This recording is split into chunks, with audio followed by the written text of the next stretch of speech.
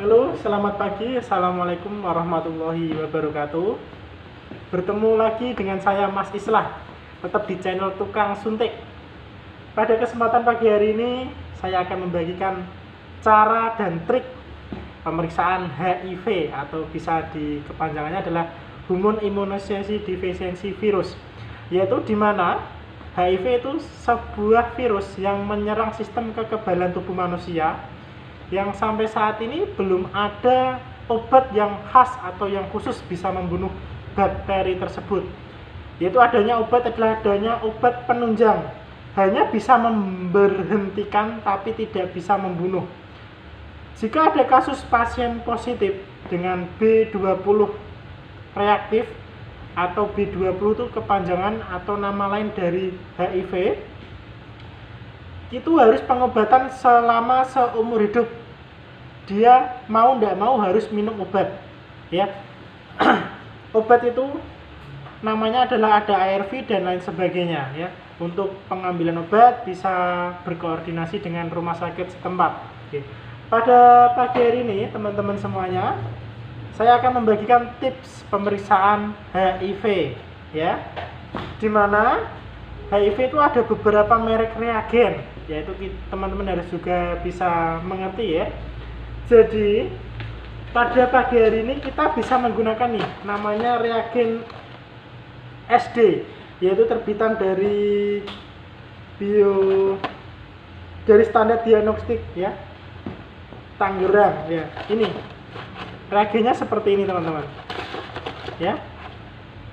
Oke, untuk dalamnya itu seperti per kaset. Jadi satu box ada 25 kaset dan disertai adanya buffer. Buffernya seperti ini. Ini sudah otomatis di dalam box. Misal pun satu box ini sudah habis, ini harus dibuang, ya. Tidak boleh digunakan lagi karena per boxnya sudah ada buffernya masing-masing. Nah, fungsi buffer tersebut adalah untuk mempercepat lajunya pemeriksaan. Artinya sampel yang diteteskan itu satu tetes dan ditambah 3 tetes buffer ini. Jadi fungsi buffer ini mempercepat reaksi pembentukan garis 1 atau garis 2, yaitu dikontrol positif atau kontrol negatif. Gitu, ya. Ya, pada pagi hari ini kita akan membagikan tips cara pemeriksaan HIV. Yang pertama, tidak lupa kita harus pakai handscoon, ya. Tentunya handscoon tetap kita pakai. Jangan lupa APD seperti jas laboratorium, masker, face shield, ya. APD harus sesuai. Handscoon ini ukuran S untuk saya, ya. Untuk teman-teman bisa menyesuaikan sendiri. Kita pakai handscoon.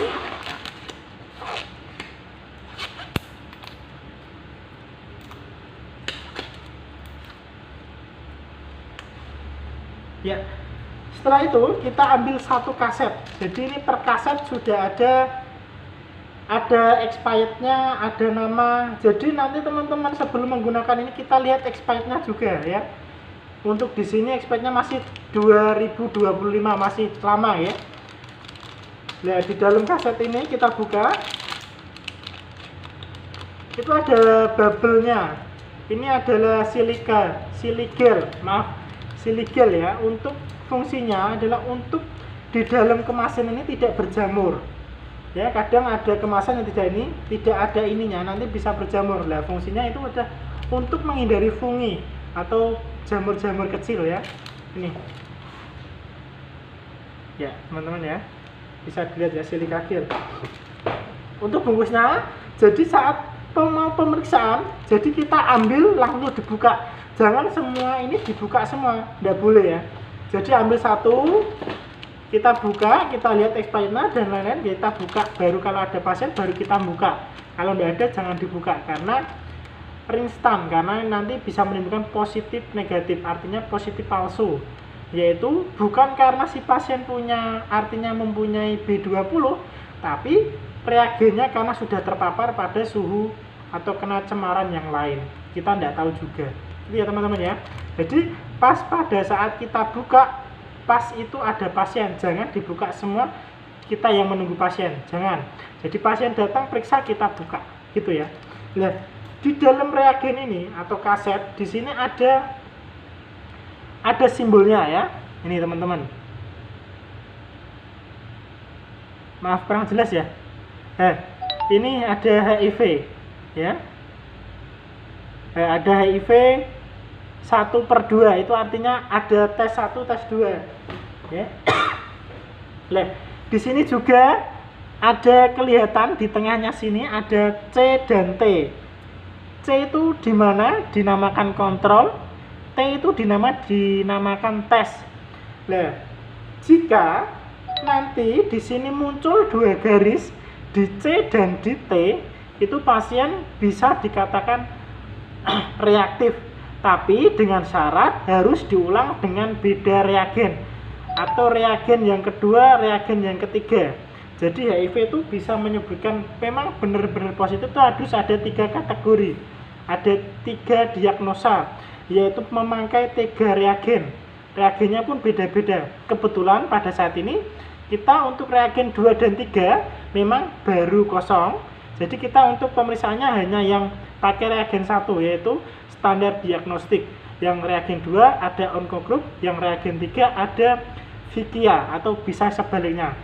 Atau ada merek lain monggo yang sudah direkomendasikan, yang sudah ada atau simbol dari Kemenkes, artinya sudah layak diedarkan, ada BPOM-nya. Gitu ya, teman-teman. Oke, seperti ini. Oke ya. Ya, teman-teman, pada pagi hari ini ya sudah ada sampel yang masuk untuk periksa VCT. VCT itu nama lain dari HIV ya. Bisa dari B20, bisa VCT, bisa HIV juga. Ya, ini sampel kita namai, tetap identitas jangan sampai keliru ya. Kita namai pakai spidol permanen atau biasa teman-teman di laboratorium pakai apa terserah. Yang penting identitas pasien nomor 1 ya. Di sini ada pasien ya, atas nama saya samarkan ya, yang penting lengkap. Untuk itu, sebelum kita melakukan pemeriksaan, kita pusingkan dulu menggunakan fotometer. Untuk kecepatannya di kecepatan 1000 selama 10 sampai 15 menit. Atau sebaliknya 2000 dengan kecepatan 10 menit. Kita pusingkan. Ya, untuk pemusingan jangan lupa dikasih keseimbangan ya di centrifuge-nya. Oke. Kita tutup, kita atur ya. Lalu kita ya, teman-teman, ini sudah 10 menit dengan kecepatan 1000 ya. Kita matikan sampai benar-benar berhenti. Ya, kalau sudah berhenti kita buka, kita ambil pakai pinset untuk sampelnya tadi. Ya, pastikan nama sudah sesuai. Nah, nanti di dalamnya ini ada 2 endapan. Ya. Ini yang atas itu namanya plasma, yang bawah namanya whole blood atau sel darah merahnya. Yang tengahnya ada buvikot. Itu terdiri dari ada trombosit dan lain-lainnya. Ya, kita ambil cairan yang atasnya itu plasma.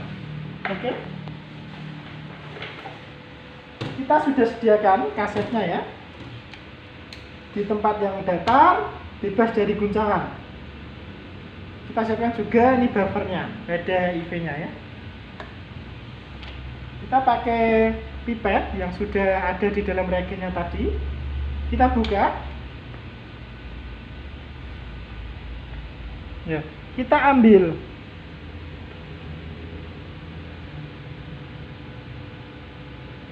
Setelah itu kita tahan, kita masukkan di dalam lubang sampelnya. Ya, ini 2 tetes cukup. Ya, sisanya kita masukkan lagi ke dalam sampel. Pipetnya kita buang di sampah infeksius. Sisa sampel kita tutup. Nah, setelah itu, ini sampel sudah kita masukkan. Jadi kita kurang penambahan yaitu buffer. Buffernya ini ya. Nah, untuk buffernya, jadi kalian juga teman-teman bisa baca di prosedur reagennya. Untuk buffer di reagen SD kita hanya jadi 2 tetes sampel dan 3 tetes buffer. Ya, jadi masing-masing, jangan terpaku sama video ini. Artinya menurut sesuai dari rekomendasi dari reagennya ini ya. Jadi sendiri-sendiri. Kita teteskan 3 tetes buffer. 3 ya. Setelah itu Kita tunggu selama 10 menit. Kita putar timer. Ya, kita tunggu.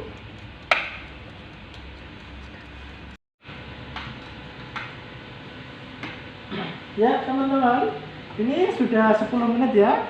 Ini sudah selesai untuk masa pembacaannya ya. Jadi nanti jenengan juga, teman-teman juga jangan lupa untuk pembacaan prosedurnya disesuaikan sama yang ada di reagennya. Pasti semua reagen punya indikasi, punya ketentuan masing-masing ya. Jangan terpaku satu bentuk artinya harus sama semua, tidak. Jangan kayak gitu ya. Jadi beda reagen, beda ketentuan, tetap kita baca prosedurnya yang ada. Karena kebetulan saya pakai SD, jadi mengikuti ya seperti prosedur di SD. Jadi untuk masa pembacaannya yaitu 0 sampai 10 menit ya. Setelah 10 menit kita baca, kita lihat ya, ini hasilnya teman-teman ya. Pada pasien tadi hasilnya negatif ya, karena muncul satu di bagian T. Ini ada simbol T, memang warnanya putih jadi tidak kelihatan ya teman-teman ya. Ya ini lubang sampel, ini pembacaannya. Nah, untuk hasil yang positif nanti ada 2 garis, yaitu garisnya di bawah C, ini ada T ya. Jadi nanti muncul C dan T itu positif. Kalau hanya muncul di T saja itu reagennya yang rusak. Kalau tidak muncul dua-duanya juga reagennya yang rusak. Jadi kita tetap hati-hati karena ini menyangkut privasi pasien tersebut. Jadi misal pun menemukan pasien B20 dengan reaktif, kita tetap jaga image pasien, jaga privasi pasien, yang terutama untuk penyampaian hasil kita kasihkan yang berwajib. Kalau di tempat sini yaitu kita ada konselor HIV ya, sama Bu Titik nanti di konselor penyebabnya dari mana, kok bisa kayak gini, seperti apa, dan lain-lain faktor kemungkinan ya. Untuk resiko, pasti resiko ketularan, anak ketularan pasti ada ketularannya ya. Nah untuk antisipasinya gimana? Jadi tetap pengobatan rutin. Yang kedua ya, kalau mau berhubungan tetap pakai pengaman ya. Itu pun harus juga dihati-hati juga ya. Yang kedua faktor pergaulan ya, untuk di kota-kota bebas itu terutama, artinya kota-kota besar kayak seperti di, saya tidak nyebut namanya, ada salah satu kota yang di sana yaitu melakukan hubungan kayak seperti itu tidak dipermasalahkan, itu ada ya. Jadi tetap jaga kesehatan, jaga pergaulan ya teman-teman. Jangan lupa, saya akhiri ya, sebelum saya akhiri jangan lupa subscribe dan kasih jempol teman-teman semuanya ya. Semoga video ini bermanfaat, bisa menjadikan gambaran teman-teman kalau B20 itu tidak main-main. Ini adalah virus yang sangat, sampai saat ini belum ada pengobatannya ya. Terima kasih, selamat beraktivitas, salam sehat.